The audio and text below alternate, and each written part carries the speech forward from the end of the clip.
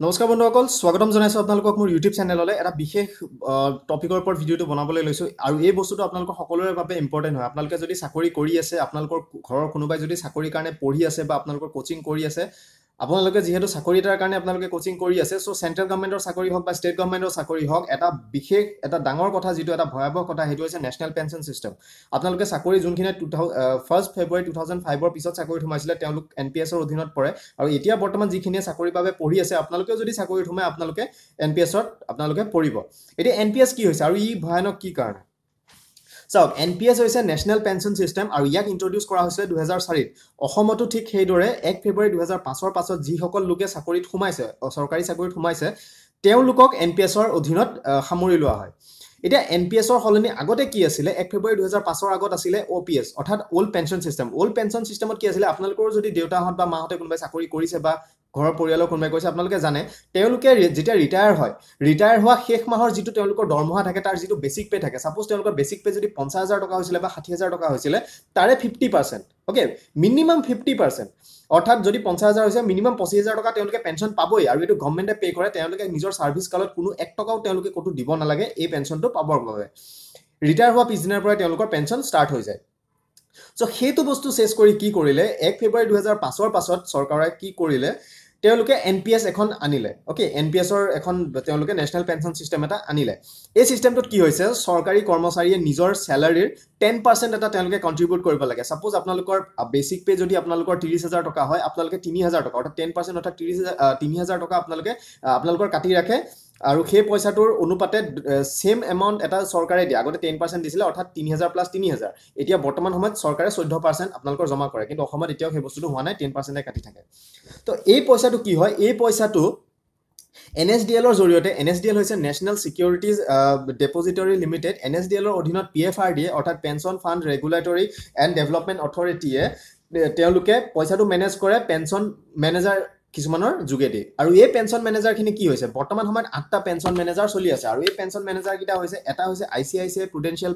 Pension fund manager, এটা হৈছে LIC pension fund, এটা কোটক মহিন্দ্ৰা পেঞ্চন ফাণ্ড, এটা ৰিলায়েন্স কেপিটেল পেঞ্চন ফাণ্ড, এটা SBI পেঞ্চন ফাণ্ড, এটা UTI retirement solutions pension fund, এটা HDFC পেঞ্চন মেনেজাৰ্ছ কোম্পানী, এটা DSP BlackRock PF managers pension fund manager. So' এই বস্তুটো কি হৈছে? এই যিবিলাক পইচা আমি যে দিছোঁ, এই পইচাবিলাক যিটো NPS-ৰ যোগেদি, যিটো মানে PFRDA-ৰ যোগেদি যিবিলাক পেঞ্চন মেনেজাৰে ইনভেষ্টমেণ্ট কৰিছেগৈ, অ'কে, যিটো ইনভেষ্ট কৰিছে, এই ইনভেষ্টমেণ্টবিলাক হৈছে মাৰ্কেট লিংক, অ'কে, অৰ্থাৎ শ্বেয়াৰ মাৰ্কেটৰ লগত লিংক বা গভৰ্ণমেণ্টে যিবিলাক ক'ৰবাত পইচা লগায়, সেইবিলাকৰ লগত লিংক হৈ আছে। এই বস্তুবিলাক এইটো প্ৰাইভেট ছেক্টৰত গুচি গৈছে পইচাবিলাক। কথাটো বুজি পাইছে? কাইলৈ যদি আপোনালোকৰ এনেধৰণৰ কৰোণা কিবা এটা হয় বা ৱৰ্ল্ড ৱাৰ হয় বা কিবা তেনেধৰণৰ যিকোনো এটা কিবা বস্তু হ'লে, শ্বেয়াৰ মাৰ্কেট যদি ডাউন হৈ যায়, আপোনালোকে 1 টকা নাপাবও পাৰে, আপোনালোকে গোটেই পইচাও ডুবি যাব পাৰে। আৰু এইটো গভৰ্ণমেণ্ট কোনো বাধ্য নহয় যে আপোনালোকক 1 টকা তেওঁলোকে দিব। কথাটো বুজি পাইছে? কথাটো মানে সেইটোৰ কাৰণে প্ৰব্লেম হৈছে। এতিয়া চাওক, এতিয়া সময়ত কোনোবাই যদি ৰিটায়াৰ হয়, তেওঁলোকে মিনিমাম 50% তেওঁলোকে দৰমহাৰ তেওঁলোকে পেঞ্চন পায়। কিন্তু আপুনি ৰিটায়াৰ হয়, NPS-ৰ অধীনত যদি আপুনি ৰিটায়াৰ হয়, আপুনি পইচা নাপাবও পাৰে। বৰ্তমান সময়ত এনেকুৱাও এক্সাম্পল আছে, যোনে লাষ্ট মাহৰ দৰমহা তেওঁলোকে 54,000 টকা, 60,000 টকা, 62,000 টকা ড্ৰ কৰি পেলাই পেঞ্চন তেওঁলোকে পাইছে, কিন্তু 800 টকা, 700 টকা, 1,000 টকা, 2,000 টকা, 1,200 টকা তেনেধৰণৰ পেঞ্চন তেওঁলোকে পাইছে। আৰু তেনেকুৱা এক্সাম্পল বহুত আছে। আৰু এইটোৰ বাবে ৰিচেণ্টলি আপোনালোকে দেখিছে চাগে, বহুতে OPS NPS লৈ পেলাই তেওঁলোকে প্লে কাৰ্ড লৈ দিছিলে, হয়নে? মানে কি NPS ৰিষ্ট'ৰ OPS তেনেকৈ আপোনালোকে দেখিছে চাগে, গোটেইখিনি নিউজতো দিছিলে বহুত। চ' NPS-টো আঁতৰাবৰ কাৰণে সমগ্ৰ ভাৰতবৰ্ষতে সকলো ৰাজ্যতে এটা ডাঙৰ এটা মুভমেণ্ট চলি আছে, national movement for old pension scheme, NMOPS বুলি কোৱা হয়। আৰু ষ্টেটতো ঠিক সেইদৰে বহুত all Assam government employees association আমাৰ আছামত আছে।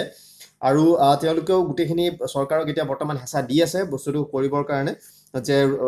আমাৰ NPS-টো ৰোল বেক কৰিব লাগে আৰু OPS-টো ৰিষ্ট'ৰ কৰিব লাগে। কিয়নো চাওক, আপোনালোকে যদি এতিয়া ৰিটায়াৰমেণ্টৰ পিছত 60 বছৰৰ পিছত কাম কৰাৰ আপোনালোকৰ কি যুক্তি আছে? আপোনালোকে আকৌ কাম কৰিবগৈ লাগিব যদি এই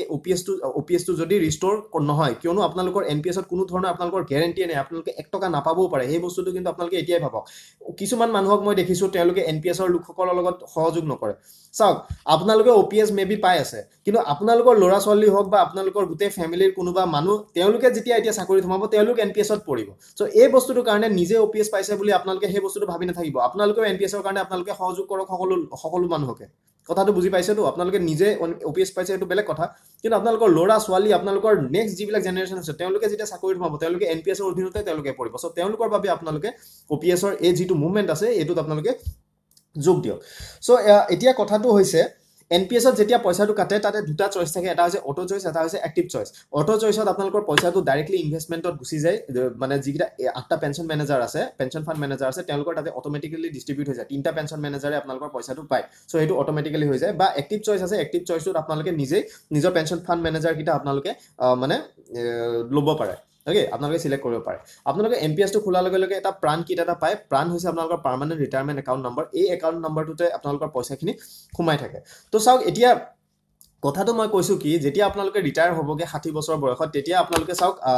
যিটো আপোনালোকৰ পইচা একিউমুলেট হ'ব ওকে লাগিলে 10 লাখ হওক 20 লাখ হওক 1 কোটি হওক 2 কোটি হওক যিমানটো পইচা এইটো এটা এই পইচাটো কি হৈছে আপোনালোকৰ মানে কিউমুলেটিভ গ্ৰোথ এটা হয় ওকে কম্পাউণ্ডিং ৰেটত আপোনালোকৰ পইচাটো বাঢ়ে তেতিয়া লাষ্টত আপোনালোকে 40% এটা মিনিমাম পইচা আপোনালোকে ৰাখি থব লাগে আপোনালোকৰ পেনশন প্ল্যান মানে কিনিবৰ কাৰণে আৰু বাকি আপ টু 60% আপোনালোকে উইথড্ৰ কৰিব পাৰে কিন্তু ইয়াতো এটা কেছ আছে আপোনালোকে পইচাটো জমা কৰিছে হয় কিন্তু আপ টু 40% যেতিয়া আপোনালোকে উইথড্ৰ কৰিব হেতু নন ট্যাক্সেবল হয় তাত ট্যাক্স নালাগে কিন্তু 40% ৰ ওপৰত যদি আপোনালোকে পইচাটো উইথড্ৰ কৰে আপ টু 60% হেতু ট্যাক্স হয় চাওক সাপোজ আপোনালোকৰ 10 লাখ টকা যদি আপোনালোকৰ মানে টোটাল পইচা হৈছে তাৰে 4 মানে 40% আপোনালোকে ৰাখিব লাগিব অৰ্থাৎ 4 লাখ টকা ৰাখিব লাগিব আপ টু 6 লাখ আপোনালোকে উঠাব পাৰে কিন্তু এই 6 লাখৰ অনলি 40% আপ টু 4 লাখ আপোনালোকে উঠাওতে কোনো ধৰণৰ ট্যাক্স নালাগে কিন্তু নেক্সট যোনটো 2 লাখ টকা আছে হেতুত কিন্তু ট্যাক্স হ'ব গভৰ্ণমেণ্টে হেতুত আপোনালোকৰ ট্যাক্স কাটিব সো সেই বস্তুটো চাওক ভাবক আপোনালোকে পইচাটো আপোনালোকে ৰিটায়াৰমেন্টৰ সময়তো আপোনালোকৰ পইচা বা পইচা কাটি ৰাখিব চৰকাৰে ওকে সো এতিয়া কথাটো কি হৈছে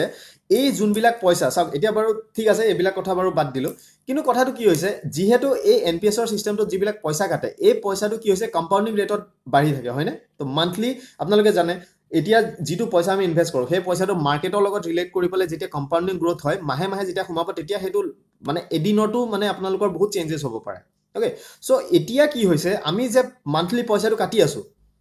এইটো কিন্তু আমাৰ একাউণ্টত জমা হোৱা নাই বৰ্তমান সময়ত বহুত কেবা মাহ হ'ল আমাৰ NPS ৰ মেছেজে নাহে আৰু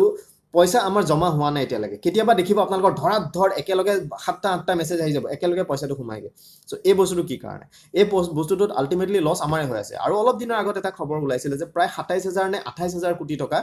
NPS একাউণ্টৰ আমাৰ গোটে ষ্টেটৰ অসম ষ্টেটৰ গোটে মানুহখিনিৰ NPS ৰ পইচা তেনেকুৱা নাইকিয়া হৈ গৈছে 27000 8000 মিছমেচ হৈছে একাউণ্ট নাই ওকে পইচা ক'ত গ'ল কোনো হিসাব নাই সৰকাৰে ইনকুৱাৰী বহাই থৈ দিছে কিন্তু ইনকুৱাৰী বহাই থলে কি হ'ব এইবিলাক পইচা গ'ল ক'ত আৰু এই পইচাবিলাক যোৱা মানে কি মাৰ্কেট লিংকৰ পইচা প্ৰত্যেকটো দিনতে আমাৰটো লছ হৈ আছে ওকে আমাৰটো লছ হৈ আছে এই লছ বিলাক কোনে পুৰাব আৰু সাপোজ কোনোবা এটা মানুহৰ কোনোবা মাহৰ দৰমহা তেওঁলোকৰ বন্ধ হৈ থাকিলে কিবা বন্ধ হৈ থাকিলে সেই যিটো NPS ৰ পইচা সেইবিলাকটো তেওঁলোকৰ লছ হ'ল গম পাইছেনে কথাটো সো NPS ৰ কোনোবাই যদি দেখাবলৈ যায় কোনোবাই ভক্তি কৰিবলৈ বা কোনোবাই ভালৰি লগাবলৈ কাৰবাক যদি গৈ পেলাই যদি ক'বলৈ যায় যে NPS টো এনেকুৱা NPS টো বহুত ভাল কিবা ভাল মানে মই শব্দবিলাক মই ক'বলৈ নাযাওঁ তেওঁলোকৰ প্ৰতি কিন্তু কথাটো কি হৈছে NPS ৰ যিমান গিটাই ভাল গুণ তেওঁলোকে দেখাবলৈ যাওক তাতে 1000 গুণ আছে বেয়া বস্তু NPS is a crap okay NPS এনেকুৱা এটা বস্তু যিটোৱে গুটে মানুহখিনিৰ লাইফৰ লগত খেলা কৰি আছে যিখিনি ষ্টেট গভৰ্ণমেণ্ট বা সেন্ট্ৰেল গভৰ্ণমেণ্টৰ এমপ্লয়িজ হয় যিটোৱে নিজৰ পিক টাইমখিনি গভৰ্ণমেণ্টক দিয়ে কামৰ কাৰণে যিটো সময়ত তেওঁলোকে বেলেগ চাকৰি কৰি পেলাই তেওঁলোকে ভালেমান পইচা ইনকাম কৰিব পাৰে কিন্তু সেইটো সময়ত তেওঁলোকে চৰকাৰক সেই সময়খিনি পিক টাইমখিনি দিয়ে আৰু সেইটো কাৰণে চৰকাৰে কি কৰে 60 বছৰৰ পিছত তেওঁলোকৰ ভৰণৰ দায়িত্বটো তেওঁলোকে লয় কিন্তু বৰ্তমান সময়ত যিটো NPS ৰ কাৰ্যটো তেওঁলোকে কৰিলে তো এই বস্তুটো একেবাৰে পৰিপন্থী নহয় আৰু এই বস্তুটো ৰোল বেক কৰিবলৈ আমি অনুৰোধ কৰিছো তো NPS ৰ চাওক হয়তো আপোনালোকে অলপমান কথা গম পাইছে যে NPS টো কেনে ধৰণৰ বস্তু বা ইয়াৰ মানে বিৰূপ প্ৰতিক্ৰিয়া কিটো হ'ব আপোনালোকৰ পিছৰ পৰ্যায়ত সো এই বস্তুটো জানি শুনি আপোনালোকে NPS ৰ যিটো মানে মুভমেন্ট চলি আছে এইটো লগত আপোনালোকে যোগ দিয়ক আপোনালোকে যদি OPS টো আছে আপোনালোকে নিজৰ বাকি মানুহখিনিৰ কথা চিন্তা কৰি আপোনালোকে NPS ৰ এই যুজখনত সহযোগ কৰক চাওক NPS টো যেতিয়ালৈকে আতৰি নাযায় তেতিয়ালৈকে যিখিনি কৰ্মচাৰী আছে তেওঁলোকৰ কোনো মানে নিশ্চয়তা নাথাকিব সো হেতুৰ বাবে পিছৰ পৰ্যায়টো চিন্তা কৰি বৰ্তমান সময়তে ইয়াক লৈ পেলাই আমি সিৰিয়াস হোৱাটো উচিত আৰু যিসকল মানুহে এতিয়াও ভাবি আছে যে NPS টো ভাল বা কিবা আপোনালোকে সিৰিয়াসলি অলপমান আপোনালোকে বস্তুখিনি পঢ়ি মেলি চাব তেতিয়া আপোনালোকে কথাখিনি বুজি পাব সো NPS লৈ ইমানখিনি কথা আছিল ইয়াৰ পিছৰ পৰ্যায়ত আকৌ NPS ৰ বিষয়ে কিছুমান কথা লৈ পেলাই আহিম সো আজি ভিডিওটো ইমানেই আছিলে হয়তো আপোনালোকে কিছুমান কথা গম পাইছে সো যদি বুজি পাইছে আপোনালোকে নিজৰ লগৰখিনিৰ লগত ভিডিওটো শ্বেয়াৰ কৰক যাতে তেওঁলোকে কথাবিলাক গম পায় আৰু আপোনালোকে যদি চাকৰিৰ কাৰণে পঢ়ি আছে আপোনালোকে কথাটো গুৰুত্ব সহকাৰে লওক ইমানখিনি কথা আছিলে ভিডিওটো চাই যদি ভাল পালে লাইক কৰিব কমেন্ট কৰিব প্লিজ শ্বেয়াৰ কৰি দিব আৰু লগতে যদি এনে ধৰণৰ ভিডিওবিলাক আপোনালোকে চাই থাকিব বিচাৰে চেনেলটো সাবস্ক্ৰাইব কৰি তলতে দেখিছে বেল আইকনটো আপোনালোকে দবাই দিব যাতে ভিডিও আপলোড হোৱাৰ লগে লগে আপোনালোকে নটিফিকেশন বিলাক পাই যায় সো আজি ভিডিওটো ইমানেই আছিলে আকৌ নতুন ভিডিওতে লগ পাম আজিলৈ ইমানতে সামৰিছো ধন্যবাদ